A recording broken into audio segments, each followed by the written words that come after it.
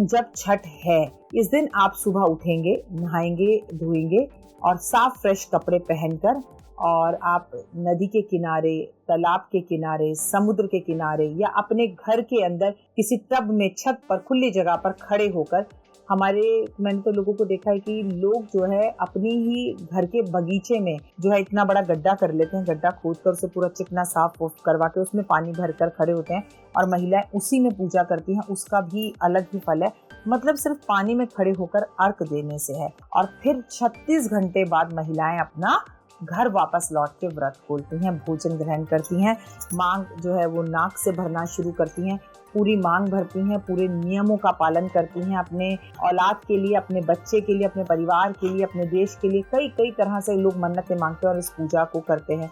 और इससे उनका कॉन्फिडेंस लेवल बढ़ता है, उनकी आभा बढ़ती है। जब आप उनका ऑरा देखेंगे ऐसी महिलाओं का जो ये व्रत रखती हैं, कॉन्फिडेंस, जब वो नदी से आधे गीले कपड़ों में निकलकर बाहर आती हैं तो ओए एक चेहरे पर ना सुकून होता है। 36 घंटे भूखी नहीं लगती, वो घाट से अपने घर तक पैदल जाते हुए दिखाई देती है, सर पे बांस का टोकरा उठाकर जाते हुए दिखाई देती है।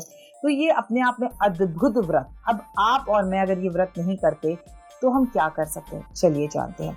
जब सूरज डूब रहा हो, डूबते सूरज के सामने खड़े होकर कार्तिक मास के अंदर जो है दीपदान का विशेष महत्व है। तो कार्तिक मास में एक बड़ा सा दिया लेके उस दिए को प्रज्वलित कर जलाकर आप सूर्य देवता के सामने खड़े हो जाएं। ओम सूर्याय नमः, ओम सूर्याय नमः, ओम सूर्याय नमः करके सिर्फ खड़े रहे। पानी में खड़ा होने की जरूरत नहीं है, क्योंकि हम बाकायदा उस तरीके से नहीं कर रहे, लेकिन हमें भी सूर्य देवता से पूछे और सूर्य देवता से कहे, हे सूर्य देवता, मैं नम्न करती हूँ आपको और ये जोत जलाकर आपकी पूजा आराधना अर्चना करती हूँ और आपसे ये निवेदन करती हूँ कि मेरी हारी, बीमारी, कष्ट, तकलीफ, रोग, दुश्मनी, मन के अंदर का डर, वहम, कष्ट जो भी कुछ है, आज डूबते हुए सूरज के साथ इसे लेकर आप डूब जाइए और कल एक नई सुबह के साथ नई जिंदगी की शुरुआत कीजिएगा। अगले दिन सुबह फिर आप 4, साढ़े 4, 5 बजे उठ जाइएगा, फिर उतना ही बड़ा दिया जलाइएगा। सबसे पहले मंत्र पढ़ते हुए उगते हुए सूरज को जल दीजिएगा और जल के अंदर आप थोड़ी सी कुमकुम, थोड़े से चावल, थोड़ा सा शहद मिला लीजिएगा और हो सके तो आदित्य हृदय स्रोत का पाठ करिएगा और फिर सूर्य देवता को नम्न कर प्रणाम कर आप जल देकर उनके सामने कहिएगा, मैं बड़ी एनर्जी फील कर रही हूँ, मैं बड़ा खुश महसूस कर रहा हूँ, मेरे सारे काम हो चुके हैं, आपकी प्रकाश ने, आपकी रोशनी ने मेरे रोम रोम के कष्टों और तकलीफों को दूर कर दिया है, मेरे दुश्मन भी मेरे दोस्त हो गए हैं, मेरे दोस्त मेरा प्यार बन गए हैं, मैं जिंदगी में बेहद खुश हूँ, मुझे चारों तरफ से गुड न्यूज़ मिल रही हैं, मुझे सरकारी नौकरी मिल गई है, मैं जिंदगी के हर उस पैनल पर हूँ जो चाह रहा था। सूर्य देवता आपका बहुत बहुत शत शत कोटि कोटि नमन और प्रणाम। ओम आदित्याय नमः, ओम सूर्याय नमः।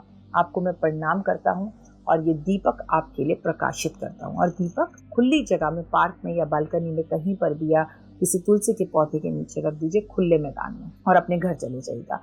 चमत्कारी रूप से आपके काम बनने शुरू हो जाएंगे, आपके जीवन में बदलाव दिखने लगेगा, आपको खुशी का अनुभव होगा और बड़ी एनर्जी आने लगेगी। अब बात करते हैं उनकी जिन्हें सरकारी नौकरी चाहिए। अगर आपको सरकारी नौकरी चाहिए तो आपको आदित्य हृदय स्रोत का पाठ उगते सूरज के सामने 11 बार करना चाहिए। और अगर आपको चाहिए कि कॉन्फिडेंस नहीं है आपके अंदर, कॉन्फिडेंस मेरा वापस आ जाए, मैं लाइफ में कुछ कर पाऊँ, तो आपको 11 पूरियां बनाकर उस पर गुड़ की एक ढेली रख कर आपको किसी लाल गाय को खिलानी चाहिए।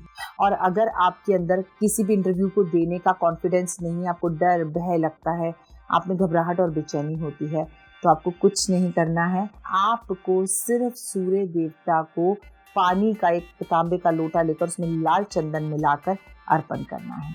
और अगर आप चाहते हैं कि आपका जीवन, बीमारी, रोग, कष्ट, कर्जे से उतर जाए और कर्जे से दूर हो जाए, तो सूर्य देवता को जब आप जल अर्पण करें तो 3 लोटे जल अर्पण करें और उसमें इत्र मिलाएं। अब आप कहेंगे कौन सा इत्र राखी जी?